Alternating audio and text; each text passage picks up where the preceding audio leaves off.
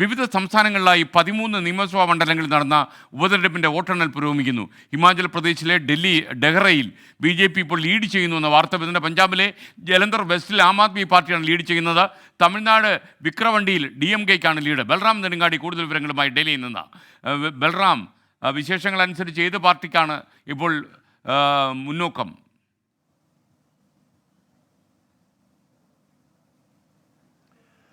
SKN Lok Sabha തെരഞ്ഞെടുപ്പിന് ശേഷം രാജ്യത്ത് ആദ്യമായി നടന്ന തെരഞ്ഞെടുപ്പുകളാണ് 7 സംസ്ഥാനങ്ങളിലെ 13 നിയമസഭാ മണ്ഡലങ്ങളിൽ നടന്ന ഉപതെരഞ്ഞെടുപ്പുകൾ.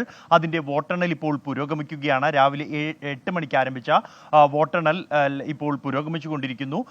ഈ നിലവിൽ ആദ്യ മണിക്കൂറിൽ ലഭിച്ച ഫലസൂചനകൾ അനുസരിച്ച് ഇരു മുന്നണികളും, ഇന്ത്യ സഖ്യവും ഒപ്പം തന്നെ NDA മുന്നണിയും ഒരേപോലെ തന്നെ വാശിയോടെയുള്ള മുന്നേറ്റമാണ് നടത്തിക്കൊണ്ടിരിക്കുന്നത്. ഈ അത്യന്തം വാശിയേറിയ 13 സീറ്റുകളിലാണ് മത്സരം നടന്നത്. ബീഹാറിലെ രുപൌലിയിൽ NDA മുന്നണിക്കാണ് മുൻതൂക്കം. JDU ആണ് അവിടെ മത്സരിക്കുന്നത്. JDU സ്ഥാനാർത്ഥി മുന്നിലാണ്. അതേസമയം രാജ്യം ഉറ്റുനോക്കുന്നത് ഹിമാചൽ പ്രദേശിലെ 3 മണ്ഡലങ്ങളിലേക്കാണ്. അതിൽ ഹാമിർപൂരിൽ കോൺഗ്രസ് സ്ഥാനാർത്ഥി മുന്നിൽ എന്നാണ് പുറത്തുവരുന്ന വിവരം ആദ്യ മണിക്കൂറുകളിൽ. അതേസമയം ഡെഹ്റയിൽ BJP ലീഡ് ചെയ്യുന്നു. ഈ ഡെഹ്റ ഏറ്റവും വാശിയേറിയ പോരാട്ടം നടക്കുന്നതാണ്. BJPയുടെയും കോൺഗ്രസിന്റെയും സ്ഥാനാർത്ഥികൾ തമ്മിൽ നേരിയ ലീഡ് മാത്രമാണ് മാറി മാറി വന്നുകൊണ്ടിരിക്കുന്നത്.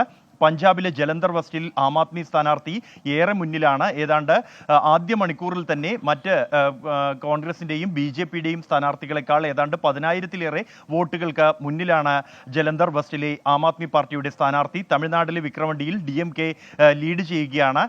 അതേസമയം പശ്ചിമ ബംഗാളിലെ 4 സീറ്റുകളിലെ ആദ്യ ഫലസൂചനകൾ ഇതുവരെയും ലഭ്യമായിട്ടില്ല. SKN. Okay, thank you Balram Nedungadi.